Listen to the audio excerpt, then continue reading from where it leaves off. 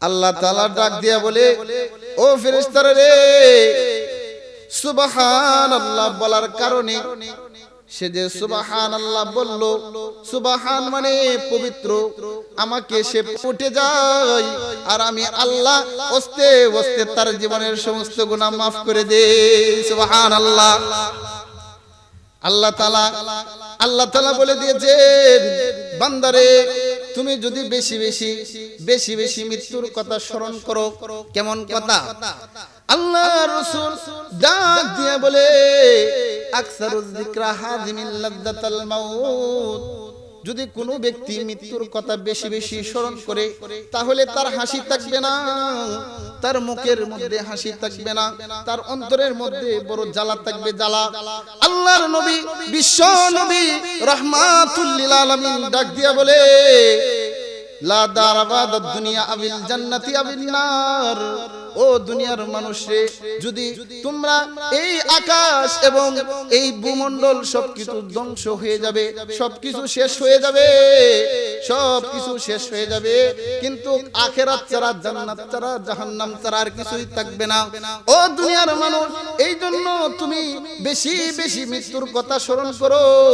যদি তোমার মধ্যে মৃত্যুর কথা থাকে, তাহলে তোমার দ্বারা অকার্য কাজ হবে না, তোমার দ্বারা ঝগড়া হবে না, তোমার দ্বারা মানুষ কষ্ট পাবে না, তোমার দ্বারা গুনাহ হইতে পারে না। ও মাকনার দেওয়ান বাড়ির মানুষেরা রে, যদি আল্লাহ রাব্বুল আলামিনের ফিকির তোমাদের অন্তরে যদি বেশি বেশি থাকে, আল্লাহ রাব্বুল আলামিন ডাক দিয়া বলে, এই জন্য তোমরা বেশি বেশি ফিকির যদি তোমার অন্তরের মধ্যে থাকে, বান্দারে তোমার দ্বারা গুনাহ হইতে পারে না, বান্দারে তোমার দ্বারা অশ্লীল কাজ হইতে পারে না, বান্দারে তোমার দ্বারা কোনো অকার্য কাজ হইতে পারে না। বান্দা, তোমার ভিতরে আমি আল্লাহর যদি বেশি ভয় থাকে, বান্দারে যখন তুমি আমাকে স্মরণ করবা, আমি আল্লাহকে যদি স্মরণ করো, বান্দারে আমিও তোমাকে স্মরণ করি। এই স্মরণ করার সঙ্গে সঙ্গে তোমার মন মানসিকতা দেখে ঝগড়া কোলাহল সবকিছু উঠে যায়। এই জন্য আল্লাহ এবং রাসূলের দরজগার মধ্যে বেশি বেশি বসা, ঠিক কিনা?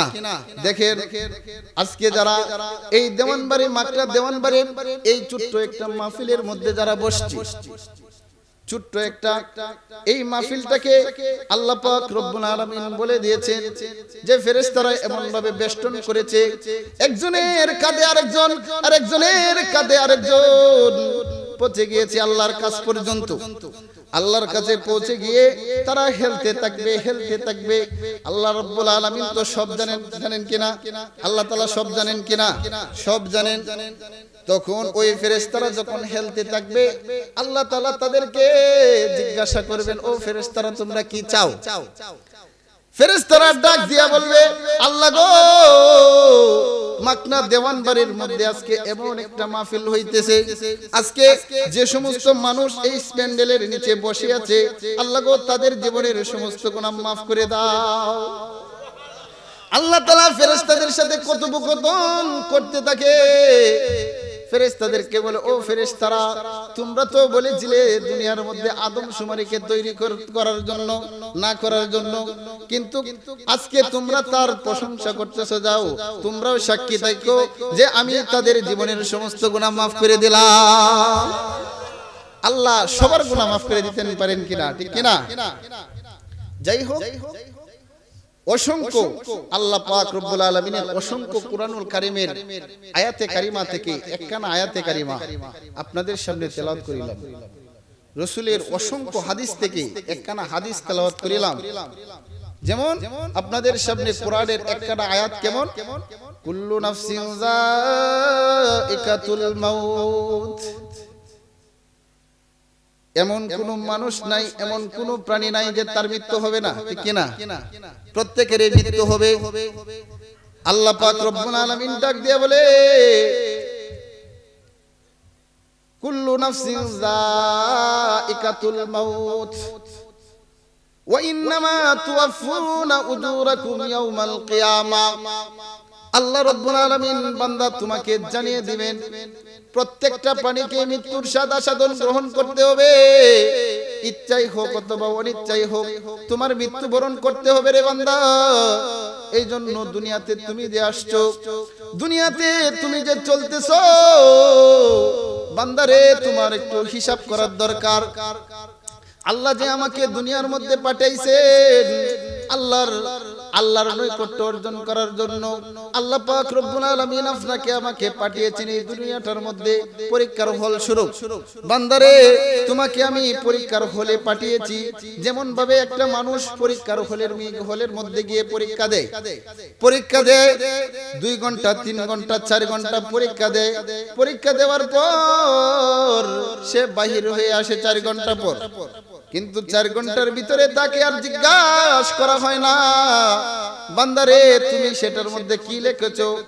আল্লাহ রাব্বুল আলামিন বান্দারে তোমাকে 60 বছর 70 বছর জিন্দেগি দিয়েছে, 70 বছর তোমাকে জিন্দেগি দিয়েছে, 100 বছর জিন্দেগি দিয়েছে।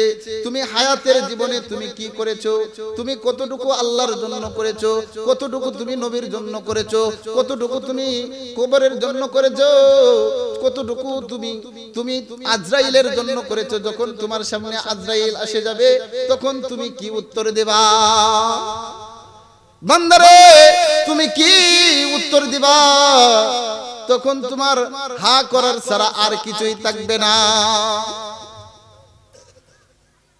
আল্লাহ পাক রব্বুল আলামিন কুরআনুল কারীমের মধ্যে বলেন, কুল ইন্নাল মাউতাল্লাযীনা তাফিররুনা ফাইন্নাহু মুলাকীকুম সুম্মা তুরাদ্দুনা ইলা আলিমিল গায়বি ওয়াশ শাহাদাতি ফায়ুনাব্বিউকুম বিমা কুনতুম তা'লামুন। বান্দারে, ও বান্দা, যে মৃত্যু থেকে তুমি পলায়ন করতে চাও সেই মৃত্যু তোমাদের সাথে একদিন সাক্ষাৎ করবে, ঠিক কিনা? মৃত্যু আমাদের হবে না এমন কোন মানুষ আছে যে এই মানুষটার মৃত্যু হবে না? আছে কি? দেখান আছে কি? এই জন্য কবি ডাক দিয়ে বলেন, মৌতু কাসিন কুল্লু নাসিন শারেবুল কবর বাইতিন কুল্লু নাসিন দাখিলুল।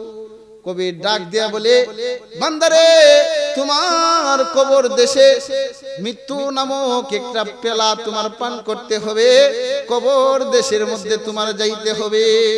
কিন্তু কবর দেশে যে তুমি যাইবারে বান্দা, তুমি সেটার জন্য কি প্রস্তুতি গ্রহণ করেছো? যখন তোমার সামনে আজরাইল আসবে, আজরাইল যখন আইসা তোমার জানকে কবজ করবে, যখন তোমার সামনে আজরাইল আসবে তখন তুমি কি আজরাইলের কাছে ধরবা? যেমন আজরাইল কার কাছে কখন আসে এটা জানা নাই। আজরাইল আমার কাছে কোন সময় আসবে, আপনার কাছে কোন সময় আসবে সেটার বিষয় জানা নাই। যেমন আল্লাহ তাআলা কুরআনুল কারীমের মধ্যে বলেন, আইনামা তাকুনু ইদরিকুমুল মাউতু ওয়ালাউ কুনতুম ফি বুরুজিম মুশাইয়াদা।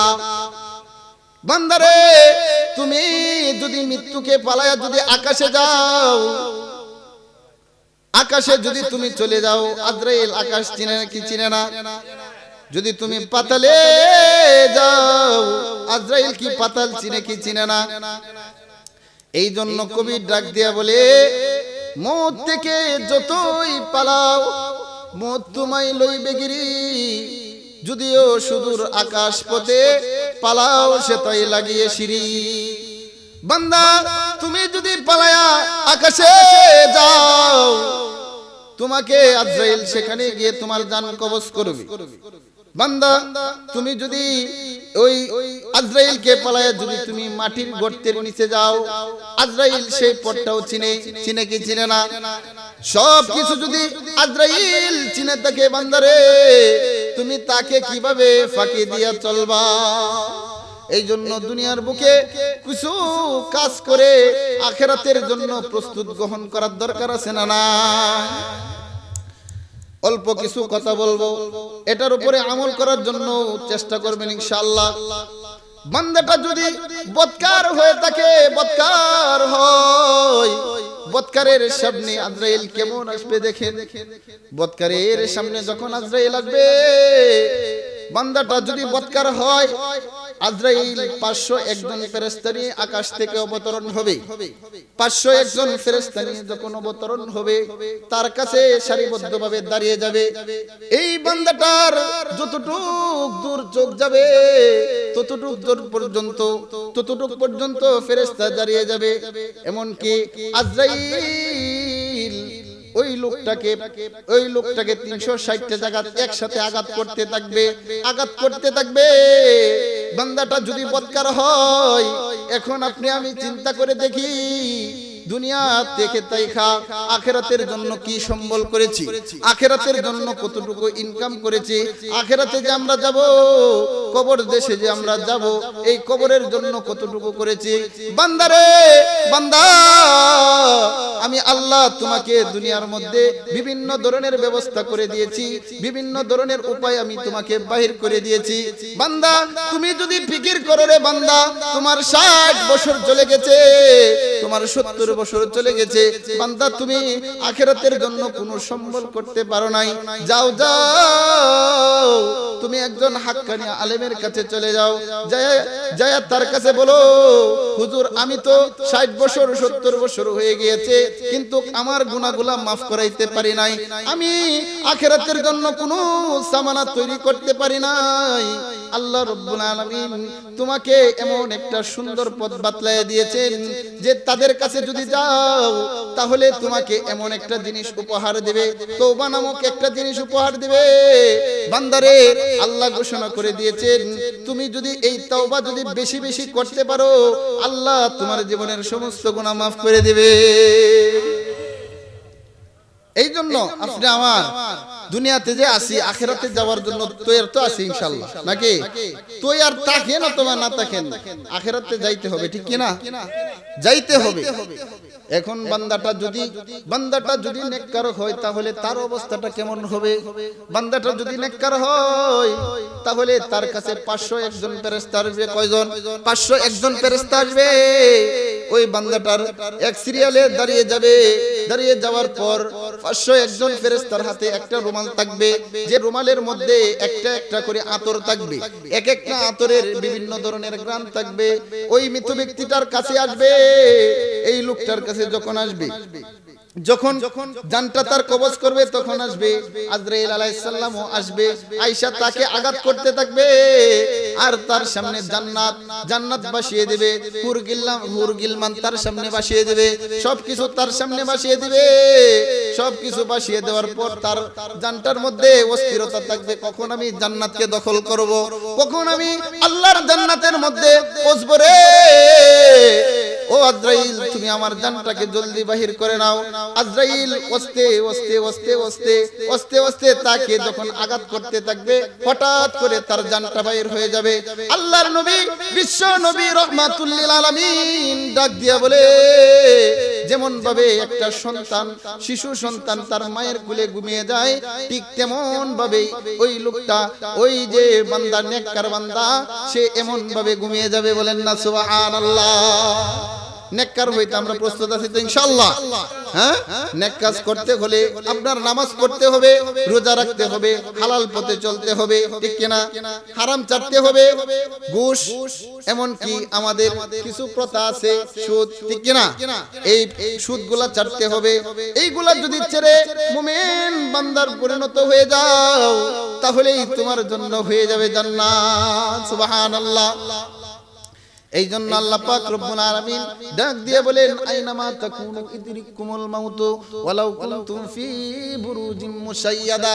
ও দুনিয়ার মানুষ, তুমি যদি এই মৃত্যুকে পালায়া যদি তুমি কোন সুদূর্গের মধ্যে অবস্থান করো না কেন, মৃত্যু তোমাকে কিন্তু পাকড়াও করবেই করবে। একদিন আল্লাহর নবী, বিশ্ব নবী রাহমাতুল লিল আলামিন ডাক দিয়া বলে, বান্দারে, যদি তোমার ভালো কিছু ইনকাম করতে হয়, যদি তোমার মনটাকে প্রশান্তি দিতে হয়, যদি তুমি নেককারের বান্দার অন্তর্ভুক্ত হতে হয়, তাহলে তোমার সর্বপ্রথম কাজ করতে হবে আমলে সলেহা, ঠিক কিনা? আমলে সলেহা, নেক আমল যদি করো, তাহলেই তোমার জন্য আল্লাহ পাক রব্বুল আলামিন জান্নাতটা তোমার জন্যই রেখে দিবেন। জান্নাতের বর্ণনাটা কেমন হবে বান্দারে? আল্লাহ পাক রব্বুল আলামিন ঘোষণা করে দিয়েছেন জান্নাতটা তার জন্য কেমন হবে। জান্নাতটা এমন একটা জান্নাত হবে যে জান্নাতটা এই দুনিয়ার 10টা দুনিয়ার সমতুল্য আল্লাহ একটা জান্নাত আপনার জন্য বরাদ্দ করে রেখে দিবে।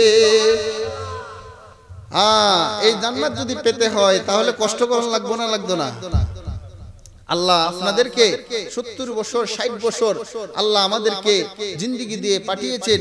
আল্লাহর কাজ যদি না করতে পারি তাহলে আমাদের অস্তিত্ব থাকবে? অস্তিত্ব থাকবে না। আর আজরাইল যে কখন আসে কেউ বলতে পারবে? দেখেন আপনি আমি আসার সিরিয়াল আছে, যেমন বাবার পর দাদার পর বাবা, বাবার পর ছেলে, এমন ভাবে একটা সিরিয়াল আছে, কিন্তু যাওয়ার বেলার কোনো সিস্টেম নেই। আছে কি? যাওয়ার কোনো সিস্টেম নেই। এখন বলতে পারেন যে আমি যুবক, আমি নামাজ পড়ি না, আমি বৃদ্ধ হই, আমার সময় হয় নাই, সময় হয় নাই। আর বৃদ্ধ মানুষ বলতেছে আমার দাড়িটি ফাঁকুক, আমার সময় হয় নাই। ও ভাই, ও বন্ধু, তোমাদেরকে আমি বলতে চাই, তাহলে তুমি কি এটা জানো তোমার কাছে কখন আজরাইল আসবে? একটু চিন্তা করার দরকার। এই জন্য একদিন আল্লাহর নবী দাউদ আলাইহিস সালাতু ওয়াস সালামের ঘরে আজরাইল গিয়ে দরজার মধ্যে টক টক টক টক করতেছে। তখন আল্লাহর নবী দাউদ আলাইহিস সালাতু ওয়াস সালাম ডাক দিয়া বলে, কে তুমি, কে তুমি? তখন সে বলতেছে, আমি এমন এক সত্তা যাকে দুনিয়ার কোন রাজা বাদশা পরাজয় করতে পারে না। আমি হলাম এমন এক সত্তা। বলেন সুবহানাল্লাহ। আমি হলাম এমন এক সত্তা। আল্লাহর নবী দাউদ আলাইহিস সালাতু ওয়াস সালাম ডাক দিয়া বলে, তাহলে কি তুমি আল্লাহ পাক রব্বুল আলামিনের ফেরেশতা আজরাইল নাকি? আজরাইল উত্তর দিয়া বলে, হ্যাঁ আমি আজরাইল। তখন ওই দাউদ আলাইহিস সালাতু ওয়াস সালাম ডাক দিয়া বলে, তুমি কেন এসেছো? তুমি কেন এসেছো? বলতেছে আল্লাহর নবী দাউদ, আপনার কি কোনো জ্ঞান নাই, আপনার কি কোনো হুঁশ নাই যে আমি যার দ্বারা একবার যাই দ্বিতীয়বার আমি তার কাছে যাই না? তখন দাউদ আলাইহিস সালাম বলতেছে যে ভাই, আমি তো এখন মৃত্যুর জন্য প্রস্তুত নই। আল্লাহর নবী দাউদ আলাইহিস সালাম যদি বলতে এমন ভাবে যদি বলে মৃত্যুর জন্য আমি প্রস্তুত না, তাহলে আমি কেমন একজন নবী বলতেছে যে আমি প্রস্তুত না? আল্লাহর ফেরেশতা আজরাইল আলাইহিস সালাম ডাক দিয়ে বলে, আজরাইল আলাইহিস সালাতু ওয়াস সালাম ডাক দিয়ে বলে, ভাই তাহলে তোমার অমুক সাথী কোথায়, তোমার অমুক বন্ধু কোথায়, তোমার অমুক সাথী কোথায়, তোমার অমুক লোক কোথায়, তোমার পাড়াপড়শির লোক কোথায়? সে বলতে থাকবে যে আল্লাহর নবী দাউদ বলে যে তারা তো দুনিয়া থেকে চলে গেছে, ঠিক কিনা? চলে গেছে। চলে যাওয়ার আগে আপনি আমার প্রস্তুতি গ্রহণ করার দরকার আছে না নাই? হ্যাঁ, প্রস্তুতি গ্রহণ করতে হবে। প্রস্তুতি যদি গ্রহণ করতে হয় তাহলে দুনিয়ার মধ্যে আপনি আমার ভালো কাজ করতে হবে, ঠিক কিনা? এই জন্য কবরে যাওয়ার আগে আপনি আমার ফিকির করতে হবে, ঠিক কিনা? যেমন কেমন যে আপনি আমার কাজ করতে হবে, নেক কাজ করতে হবে, ভালো কাজ করতে হবে। যদি ভালো কাজ করতে হয় তাহলে আমলে সলেহা, নামাজ পড়তে হবে, রোজা রাখতে হবে, হজ করতে হবে, ঘরের নারীরা যারা আছেন পর্দা করতে হবে, স্বামীর মালকে হেফাজত করতে হবে। তাহলে আপনি আমার কিছু আশা করা যায় আল্লাহর কাছে, ঠিক কিনা? কবরে যাওয়ার আগে যেমন কবরে আযাব কত কঠিন সইতে আমি পারিব না, মৃত্যুর যন্ত্রণা কত কঠিন সইতে আমি পারিব না, ঠিক কিনা? কবরে আযাব কত কঠিন সইতে আমি পারিব না, মৃত্যুর যন্ত্রণা কত কঠিন সইতে আমি পারিব না। ওগো দয়াময় হে রহিম, চাই যে তোমার শুধু করুণা, কবরের আযাব কত কঠিন সইতে আমি পারিব না। মসজিদের ওই পালকি কানা আসবে সবার দ্বারে সবার জানা, ঠিক কিনা? মসজিদের ওই পালকি কানা, আসবে সবার দ্বারে সবার জানা, বড়ই পাতা আর গরম পানি, শেষ গোসল দিবে তাও জানা। কবরের আযাব কত কঠিন, সইতে আমি পারিব না। মৃত্যুর যন্ত্রণা কত কঠিন, সইতে আমি পারিব না। ঠিক কিনা? পারবেন কি? যদি আজরাইল আসে যায়, পারা অসম্ভব। মুনকার নেকির আসবে যখন, সওয়াল করিবে আমার পাশে, সেই সওয়ালের সঠিক জবাব আমাকে বলে দিও না। কবরের আযাব কত কঠিন, সইতে আমি পারিব না। মৃত্যুর যন্ত্রণা কত কঠিন, সইতে আমি পারিব না। ঠিক কিনা? আপনি আমার মৃত্যু যখন এসে যাবে, বান্দার মৃত্যুর সংবাদ যখন এসে যাবে, মৃত্যুর সংবাদটা যখন আসবে, মৃত্যুর সংবাদটা আসার সঙ্গে সঙ্গে আপনার সন্তান চাবে না আপনি দুনিয়ার মধ্যে থাকেন, আপনার সন্তান চাবে না, সঙ্গে সঙ্গে বলবে আমার বাবাকে দাফন করিয়ে দাও, আমার মাকে দাফন করিয়ে দাও। ও দুনিয়ার মানুষ রে, আল্লাহ পাক রব্বুল আলামিন ডাক দিয়ে তোমাদেরকে বলে দিয়েছে, ও দুনিয়ার মানুষ, তোমরা দুনিয়াতে তাইকা আল্লাহর জান্নাতকে যদি খরিদ করতে চাও, তাহলে দুনিয়ার মধ্যে তোমার কষ্ট করতে হবে, দুনিয়ার মধ্যে তোমার মুজাহিদা করতে হবে, আল্লাহ এবং আল্লাহর রাসূলের পথে চলতে হবে, এমনকি কোরআন এবং হাদিসের পথে চলতে হবে। আল্লাহর নবী, বিশ্ব নবী ডাক দিয়া বলে, দুনিয়াটা শেষ হয়ে যাবার পর জান্নাত আর জাহান্নাম ছাড়া কিছুই থাকবে না। বান্দারে, তোমার এখন থেকেই প্রস্তুতি গ্রহণ করার দরকার। দুনিয়ার মধ্যে দুনিয়া শেষ হয়ে যাবার পর জান্নাত আর জাহান্নাম ছাড়া কিছু থাকবে না। এই জন্য তোমার কাজ করা দরকার, আল্লাহ এবং আল্লাহর রাসূলের পথে চলা দরকার, এমনকি তোমার নামাজ পড়া দরকার, হালাল রুজি ভক্ষণ করা দরকার, নামাজ পড়া দরকার, হজ করা দরকার, যার যেটা উপযুক্ত। আল্লাহর নবী, বিশ্ব নবী তোমাকে জানিয়ে দিয়েছেন পুঙ্খানু ভাবে তোমার কোন কাজ করতে হবে। ঠিক কিনা? প্রধান অতিথি সাহেব এসে গেছে, আর আমি বাড়াইতে চাই না।